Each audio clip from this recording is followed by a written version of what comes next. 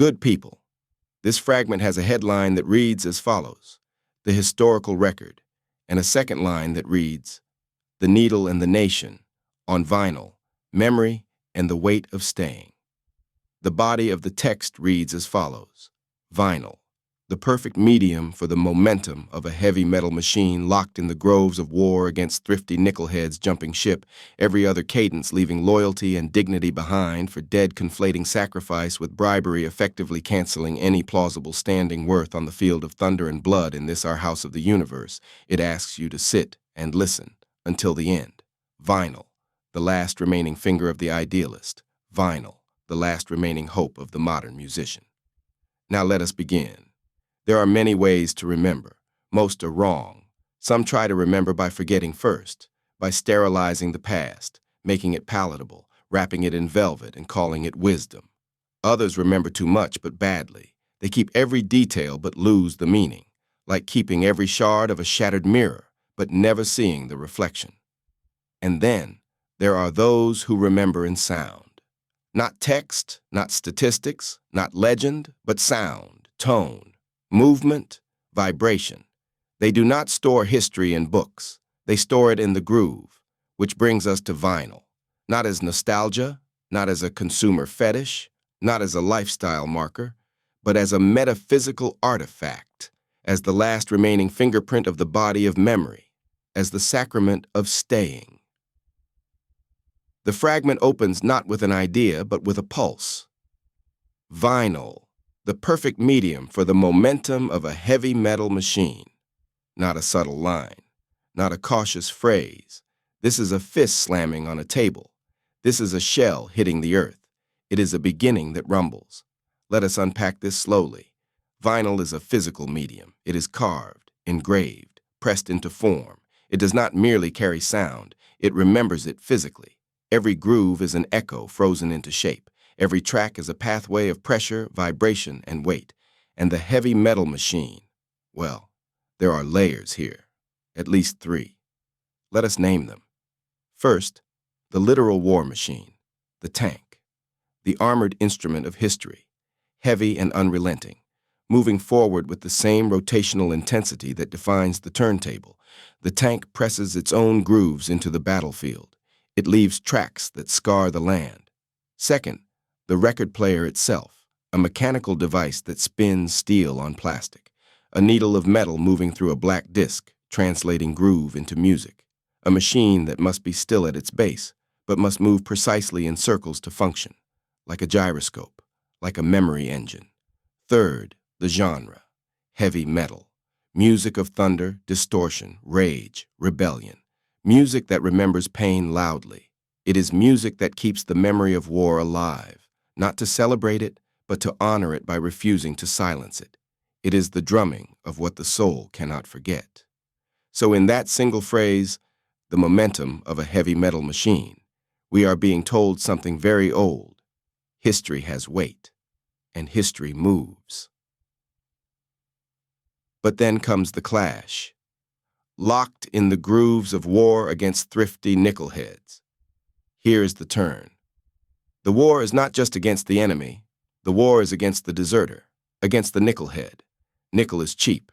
It's the alloy of coins, not weapons. It is brittle. It dulls. The nickelhead is the modern man who wants the benefits of metal without the burden, who wants rhythm without cost, music without sweat, wisdom without witness. They jump ship every other cadence, meaning they don't even finish the sentence. They exit halfway through the idea. This is not merely aesthetic, it is moral. To abandon cadence is to disrupt coherence. To leave the groove is to leave the narrative. It is to cut the record mid-spin. And when that happens, the music does not stop. It tears. Imagine putting your hand on a spinning record, lifting the needle halfway through. You don't just interrupt it, you scar it. And so it is with history. Those who do not stay, who do not endure, do not merely miss the story, they damage it. Leaving loyalty and dignity behind for dead. We are not yet done with our deserters. They do not walk away neutrally. They leave corpses behind, loyalty, dignity. These are not abstract virtues. They are the binding agents of all meaning. They are what hold a family together, a band, a unit, a city. To leave them for dead is to say, they are not useful anymore. They are not profitable. They take too long to develop, too much investment for too little return. Better to have options, better to cancel than to commit. So they leave them.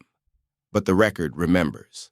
Because vinyl, unlike streaming, is wounded by misuse. It carries the scratch, and when you try to play it again, the scratch speaks. Conflating sacrifice with bribery. This is one of the deadliest errors of our age. To see every offering as a deal, to think that sacrifice is just another form of transaction. But sacrifice is not commerce. Bribery is an offering made to distort the system. Sacrifice is an offering made to uphold it. Bribery says, take this, and bend the truth in my favor. Sacrifice says, take this, and let truth continue, even if it costs me. To confuse the two is to undo the soul of all integrity. It makes the soldier a sellout, the mother a martyr, the lover a fool, and it produces a generation that does not trust anything sacred. Because if everything is a bribe, then nothing is true. If every act of devotion is just manipulation, then love dies. And when love dies, only noise remains, which is why vinyl is so important, because it is the one form that cannot be faked. You can't click and paste vinyl. You can't send it by email. You must carry it, place it, clean it, flip it.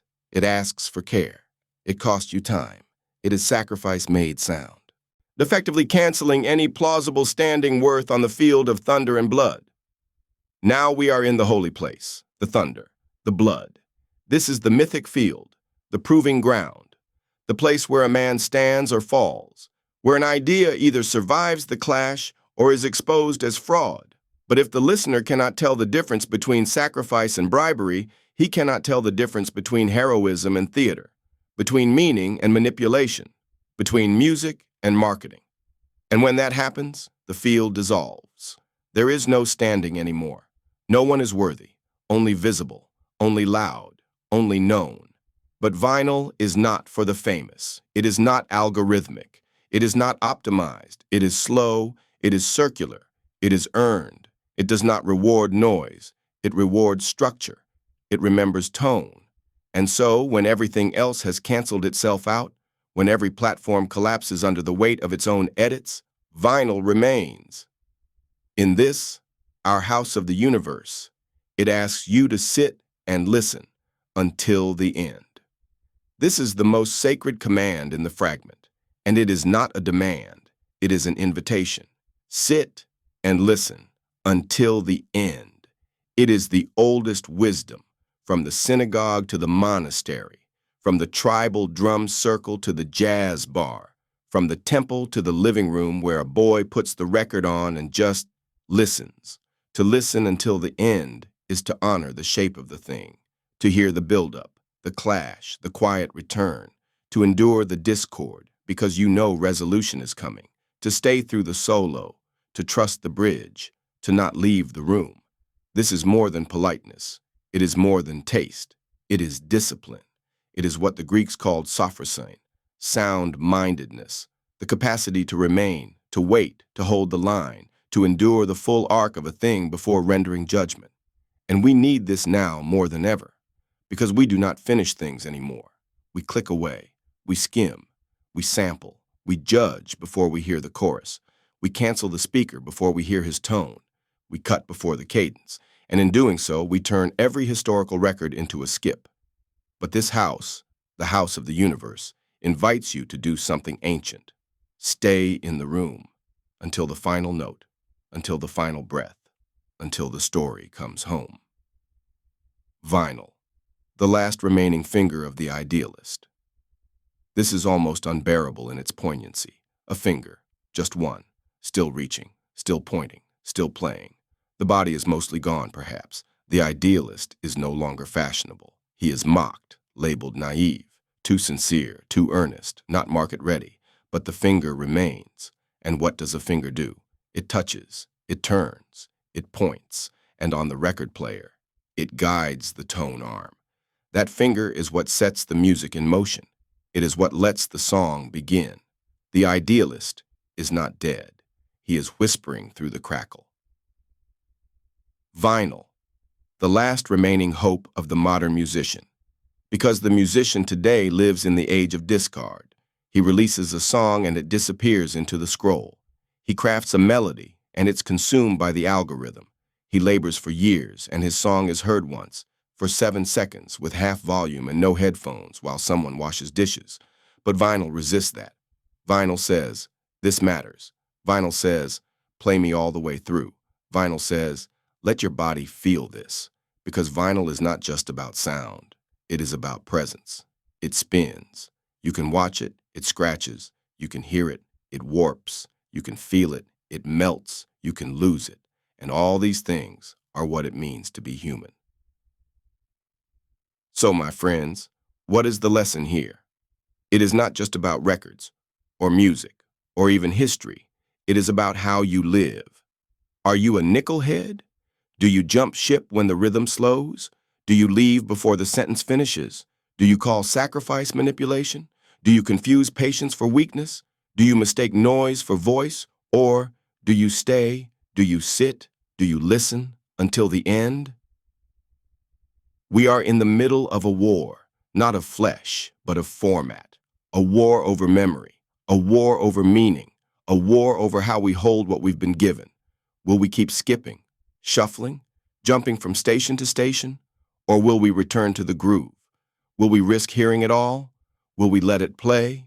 Will we find, at last, in the weight of the circle spinning, something worth staying for? Because that is what vinyl teaches. And that is what the historical record demands. Not applause, not profit, not even agreement, but something far more sacred. Fidelity. Fidelity to the groove. Fidelity to the sound. Fidelity to the end. So I ask you, as a philosopher, what kind of listener are you? And what kind of record are you leaving behind?